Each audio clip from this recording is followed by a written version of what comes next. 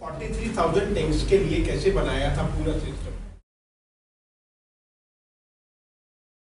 जिस गांव ने नया टैंक बनाया उसका रेवेन्यू माफ कर दिया जाता था स्टेट की तरफ से कि भाई तुमने हमारे ऊपर से एक बोझा खत्म किया, अपना पानी का इंतजाम खुद किया, तो अब हम तुम्हारा 5 साल तक रेवेन्यू नहीं लेंगे या 10 साल तक नहीं लेंगे जब तक तुम्हारी रिकवरी नहीं हो जाती जो तुमने इन्वेस्ट किया है। फिर भी ज़रूरत पड़ेगी तो हम कभी तुम्हें थोड़ा पैसा और दे देंगे। अगर तुम्हारे पास तुमने एक टैंक बना दिया, अब मेंटेन करने में कुछ 2 रुपया चाहिए तो हमसे ले लेना। ये है ये जो 47,000 टैंक्स हैं, इनको जब अंग्रेज़ों ने मैसूर स्टेट पर कब्जा किया तो उसने देखा कि ये स्टेट का फंड है, इन टैंक्स को मेंटेन करने के लिए। उन्होंने कहा ये तो बेकार है, ये तो बंद करो, ये तो हमारे काम आएगा, मैं इसमें से खाना पीना खाऊंगा, आपको क्यों लगाऊं मैं। तो पहले तो उन्होंने वो पूरा राशि विड्रॉ कर ली। फिर कहा कि अरे गाँव में तुम इरिगेशन करते हो तालाब से, वाटर सेस नहीं देते हमको। गांव के लोगों ने कहा कि भाई तुमने थोड़ी तालाब बनाया, तालाब तो हमने बनाया। तो उन्होंने कहा वो जिसने भी बनाया हो सेस तो हमको मिलेगा। तो सेस इंट्रोड्यूस किया। सेस इंट्रोड्यूस किया तो गांव में बहुत बलवा मचा, लोगों ने विद्रोह किया।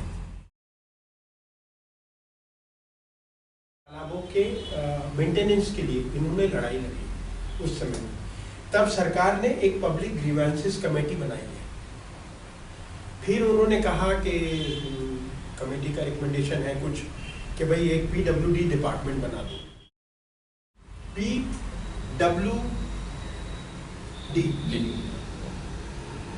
पब्लिक वर्क्स डिपार्टमेंट था ही नहीं कभी हिंदुस्तान में, लेकिन पब्लिक वर्क्स थे, डिपार्टमेंट नहीं था, लेकिन पब्लिक वर्क्स पूरा का पूरा था, जिसमें ये पब्लिक वर्क्स वो डील करेगा। तो डिपार्टमेंट बना। फिर उस डिपार्टमेंट ने कोई काम नहीं किया क्योंकि वो काम करने के लिए नहीं बनाया था, लोगों का गुस्सा शांत करने, क्रोध को हल्का करने बनाया था। फिर उसके बाद उन्होंने माइनर इरिगेशन डिपार्टमेंट बनाया। तो all the tanks were transferred to irrigation. फिर इरिगेशन ने काम नहीं किया, फिर लोग नाराज हो गए, फिर क्रोध आया, फिर आंदोलन चला, तो सारे टैंक्स फिर से निकाल के PWD को दिए। ऐसा 17 बार ट्रांसफर हुआ है इधर से उधर। आप सोच सकते हैं कि टैंक कैसे ट्रांसफर होंगे। लेकिन कागज है, इधर से फाड़ के पंच किया, उस फाइल में लगाया, उससे पंच करके इस फाइल में लगाया। ऐसा 17 बार हुआ। तो ये पूरे हिंदुस्तान में, पूरे हमारे देश में कई बार हुआ। 2 चीजों को लेके कर्नाटक में विद्रोह हुआ है। एक है बेट्टा लैंड को लेके।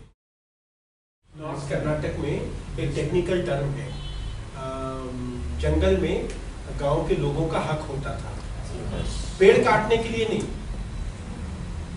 लिटर इकट्ठा करने और ग्रेजिंग के लिए।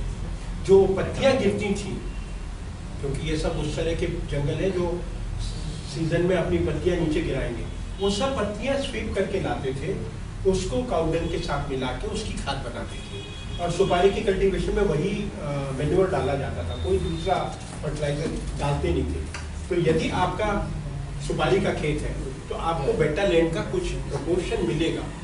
ये स्टेट के समय से मिलता था, लेकिन अंग्रेजों ने आके कहा कि हमारे जंगल में तुम्हारा प्रवेश नहीं है, forest belongs to us not to you.